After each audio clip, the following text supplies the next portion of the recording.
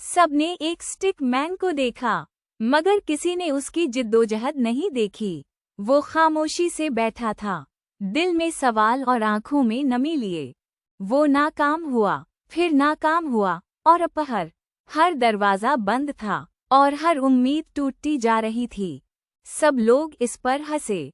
इन्होंने कहा, तुम अपना वक्त जाया कर रहे हो। इनके अल्फाज उसके दिल पर तीर की तरह लगे। कुछ दिन ऐसे आए कि वो हार मान लेना चाहता था। इसका जिस्म थक चुका था, अकेले लड़ते लड़ते, लेकिन इसका दिल दिमाग हार मानने को तैयार नहीं था। इसने रुकने का इंतखाब नहीं किया। इसने खुद से कहा, मैं हार नहीं मानूंगा। दूसरे दिन एक नया जज्बा, एक नया इरादा लिए वो उठा जब सब सो रहे थे, अपने आप को इस सूरज की तरह जगमगाने के लिए। वो भागा खुद को बेहतर बनाने के लिए।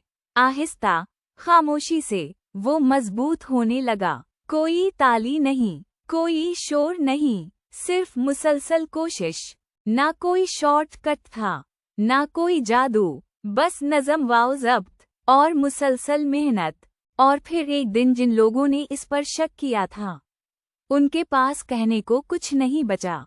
क्योंकि कामयाबी सिर्फ सलाहियत से नहीं आती, कामयाबी हार ना मानने से आती है।